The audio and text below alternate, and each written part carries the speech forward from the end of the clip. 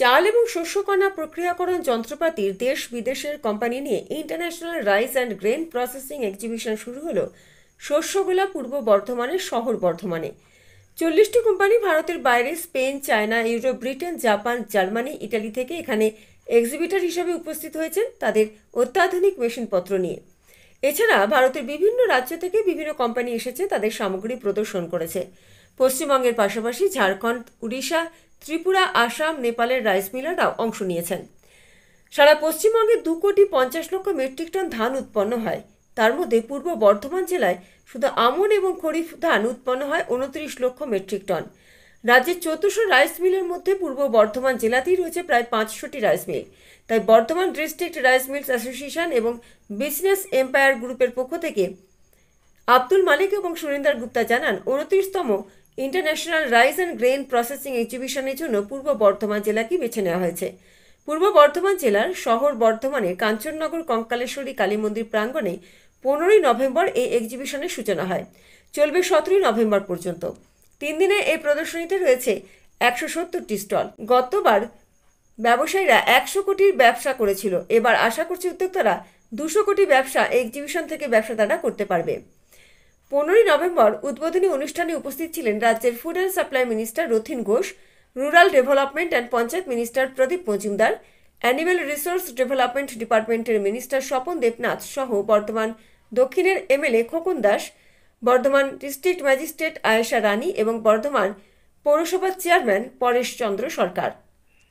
আজকের আমাদের সব থেকে চাল মিলের বড় চ্যালেঞ্জ রয়েছে যে আমাদের কনভার্সন রেশিও, যেহেতু এখানে আমাদের আর্দ্রতা অনেক বেশি, তার উপরে যুক্ত হয়েছে আবহাওয়ার খামখেয়ালিপনা, অসময়ের বৃষ্টি, তার ফলে যে আর্দ্রতা আমাদের ধানে, পরিপক্ক ধানের ভেতরে পাওয়া যায়, তা আমাদের কনভার্সন রেশিওকে ব্যাহত করে।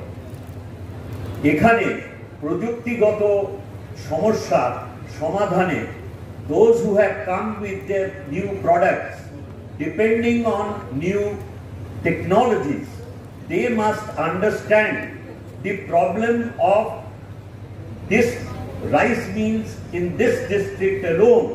There are 500, which is almost 37% of the total number of rice mills in West Bengal. And it's a large chunk in India. If they have this problem, if you can help them in reducing the losses and improve the conversion ratio between paddy and rice, you will find a ready market, because this is a burning issue of our rice millers.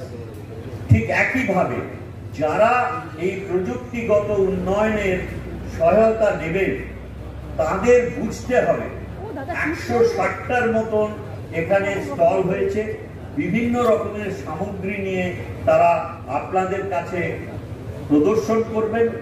যার যে সমস্যাটা আছে, যে মিল পরিচালকের, তিনি যদি সঠিক যে প্রযুক্তি সম্পন্ন যে যন্ত্র রয়েছে সেইটার সম্বন্ধে যদি অভিহিত হতে পারেন, তবেই এই মেলার প্রদর্শনে সার্থকতা আসবে। একদিকে মিল মালিকদের বা পরিচালকদের যে অসুবিধা আছে তার যথাযথ উত্তর এবং নিরসন করার ব্যবস্থা সম্বন্ধে তাদের সম্যক ধারণা, এবং তার সঙ্গে সঙ্গে যারা এখানে তাদের বিপণনের আশায় যারা সামগ্রী নিয়ে এখানে প্রদর্শন করছেন, they must understand what are your requirements. এইটা একটু দয়া করে মাথায় রাখবেন, তাহলে এই ধরনের মেলা শুধু সফল হবে তাই নয়, আমরা আশা করতে পারবো যে যারা প্রদর্শনে অংশ নিয়ে এখানে ব্যবসা বাড়ানোর আশায় তারা এসছেন, তাদের উদ্দেশ্য সফল হবে এবং এই ধরনের মেলা এবং রাইস মিল অ্যাসোসিয়েশনের এই উদ্যোগ আরো সমৃদ্ধ হবে। এবং আমরা এই জেলার মানুষ যদি মিল সমৃদ্ধ হয়, কৃষকরা সমৃদ্ধ হবেন, যেখানে ব্যবসার প্রাণ কেন্দ্র আমাদের বর্ধমান শহর সমৃদ্ধ হবে। আমরা একটা মেশিন দেখছিলাম যে একটা দিয়ে ভুসি বেরোবে, একটা দিয়ে চাল বেরোবে। মেশিনটা আমি দেখছিলাম, আসলে যারা এখানে এসছেন তাদের আমি বলবো যে আপনারা ভালো করে ডেমনস্ট্রেশন দিন। কারণ ব্যাপার হচ্ছে যে আমি একটা মেশিন দেখতে পারি, কিন্তু তার কি গুণাগুণ আছে সেটা যদি আমি না জানতে পারি, না বুঝতে পারি, তাহলে যারাই দেখতে আসবেন না কেন তারা সেইভাবে ব্যবস্থা নিতে পারবেন না। বা এখানে আমি দেখলাম এসি মেশিনের একটা ইন্ডাস্ট্রিয়াল এসি, সেটাও বলছিলেন যে কোল্ড স্টোরেজে লাগে। কিন্তু আমার খুব একটা কথা, দুটো তিনটে কথা আমার মনে হয়েছে যে এই এক্সপোটা করবার সুবাদে যারা প্রযুক্তির সাহায্য নিয়ে মিলগুলোকে আরো বেশি আধুনিক করবার চেষ্টা করছেন, তারা এখানে আসলে অনেক সুযোগ পাবে। কারণ আমরা যখন প্রকিউরমেন্ট করি তখন রাইস মিল অ্যাসোসিয়েশনের সবাইকে আমরা ডাকি, ডিএমরাও ডাকেন তাদের জেলায়, আমরা সার্বিকভাবে ডেকে রাজ্যের কি পলিসি হবে সেটা, তাতে ওনাদের কিছু কিছু দাবি থাকে। মিটিংয়ের ব্যাপারটা ছিল, যোগ্য দাবি ছিল, সেটা মাননীয় মুখ্যমন্ত্রীকে বলে আমরা কিছুটা ইনক্রিজ করেছি। আমরা মান্ডি লেবারেও 2 টাকা ইনক্রিজ হয়েছে। খুব স্বাভাবিকভাবে আমরা আরও একটা ব্যবস্থা করেছি, স্বপনদা যা বলছিলাম স্বপনদাকে, যে যখন সিপিসি থেকে ধান নেবেন সেটা যে গাড়িতে যাবে সেই গাড়িটাও আমাদের কিন্তু কম্পিউটারাইজ সিস্টেমের মধ্যে থাকতে হবে। অর্থাৎ যে গেল রাইস মিলে, যে মিলকে ট্যাগিং করা হয়েছে সেই মিলেই যাবে, এটা কিন্তু আমরা জেনে যাব। দ্বিতীয় কথা হচ্ছে যে আমরা রাইস মিলগুলোকে কিন্তু প্রতি মাসে চেঞ্জ করে দিচ্ছি ট্যাগিংটা। অর্থাৎ এই মাসে যিনি ট্যাগ করলেন এক রাইস মিল, পরের মাসে তিনি ওইটাই পাবেন, এরকম কোনো থাকছে না। অর্থাৎ যতটা বেশি আমরা মানুষ যাতে বিশ্বাসযোগ্য হয়, এবং রাইস মিলার বলুন, ডিস্ট্রিবিউটার বলুন, আমাদের রেশনের ডিলাররা বলুন, তারা যাতে অসম্মানিত না হয়। আমি দেখবেন, আমি 21 সালের আগে খবরের কাগজে যে নিউজ দেখতাম, এই রেশন কার্ড নেই, ওখানে চাল পাচ্ছে না। এখন কিন্তু কাগজে আর আমাদের দপ্তর সম্পর্কে খুব একটা বেরোয় না। এখানে মালিক সাহেব একটা কথা বলেছেন, আমি ডিএম ম্যাডামকে বলবো যে অ্যাকচুয়ালি এই ট্যারিফ ঠিক করতে গেলে আপনাকে কিন্তু ট্যারিফটা ঠিক করে রেগুলেটরি কমিশন।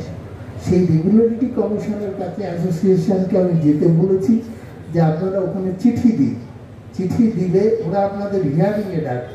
তখন যদি আপনারা ঠিকভাবে রিপ্রেজেন্ট করতে পারেন, তাহলে কিন্তু ট্যারিফটা আপনাদের যে বিদ্যুতের দিতে হয় সেটা কমিয়ে দেওয়ার ব্যবস্থা আছে। শান্তনুবাবুর কাছে বসলেও এই একই কথা আপনাদের শুনতে হবে। সেই জন্য সব থেকে বেস্ট হচ্ছে আমাদের বিদ্যুতের যে রেট সেটা ঠিক করে স্ট্রং রেগুলেটরি কমিশন। এটা ডিএম ম্যাডামও কমাতে পারবেন না, কিছু করতে পারবেন না, কিন্তু আপনারা ওখানে জমা দিলে ওনারা এটা দেখতে পারবেন। কিন্তু যেটা সিঙ্গেল উইন্ডোর ব্যাপার বলেছেন সেটা আমাদের রাজ্যের পলিসি, এবং সেটা মাননীয় মুখ্যমন্ত্রী আমাদের যে সিনার্জিও হয় সেই সময় তো আপনারা ব্যবস্থা করেন যাতে এই অ্যাসোসিয়েশনের লোকরা যায়। তা সেক্ষেত্রে যদি নোডাল অফিসার না থেকে থাকে সেটা দেখা দরকার। আর আমাদের এখানে ডিসিএফএস যিনি আছেন তাকে বলবো একটু সতর্ক হয়ে অ্যাসোসিয়েশন পিডিএস যারা রানিং করেন তাদের সাথে একটা সখ্যতা রেখে মানুষের যাতে অসুবিধে না হয়, যেটার জন্য আমরা এত চেষ্টা করছি। এবং মাননীয় মুখ্যমন্ত্রী যেটা সবাই গেলে সবার কথাটা শোনে, এবং আমাদের কাছে এই দুয়ারে রেশনটা একটা চ্যালেঞ্জ ছিল, যেটা আমায় বলেছিল এটা তোর পরীক্ষা, তার পরীক্ষা পাস করেছি কি ফেল করেছি সেটা তো পরে বেরোবে, কিন্তু আমরা চেষ্টা করেছি মানুষের দুয়ারে এটা পৌঁছে দেওয়া। এবং সেখানে রাইস মিল যারা আছেন তারা ঠিকমতো সংবোধ করেছেন, সেই জন্যে আমি তাদের ধন্যবাদ জানাচ্ছি। কিন্তু একটা জিনিস, যে তাদের সম্পর্কে যে একটা ছবি ছিল সেই ছবিটাকে আমরা ঠিক করবার চেষ্টা করছি।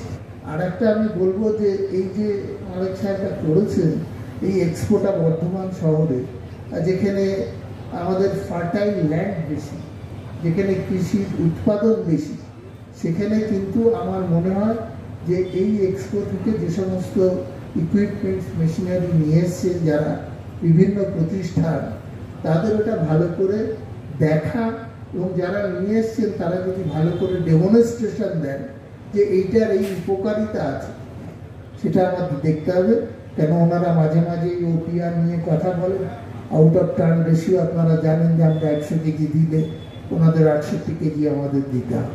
তো যাই হোক, সেটা আমাদের গল্প, ওটা আপনাদের আমি যে সাধারণভাবে বলতে চাইছি না, ওনারাও চেষ্টা করছেন এটা সেন্ট্রাল গভর্নমেন্টকে বোঝাবার, কিন্তু খড়গপুর IIT সেন্ট্রাল গভর্নমেন্টের পক্ষে নোডাল এজেন্সি, তারা বারে বারে আমরা এবারে চেষ্টা করছি যখন এটা হবে যাতে স্টেটের রিপ্রেজেন্টেটিভ, রাইস মিলের রিপ্রেজেন্টেটিভের সামনেই এইটা যেন হয়। তাহলে ওনাদের যে প্রশ্ন আছে, ওনাদের যে সন্দেহ আছে যে 100 কিলোতে এত কিলো চাল হতে পারে না, সেটা ওনারা বোঝাবেন, আমাদের সাথে আমরা থাকবো। এবং আমার মনে হয় যে আগামী দিনে আমরা সবাই মিলে সক্ষতার সাথে এই ব্যবস্থাটা, এই গণবন্টন ব্যবস্থা আরো বেশি মানুষের কাছে ভালোভাবে পৌঁছতে পারবো।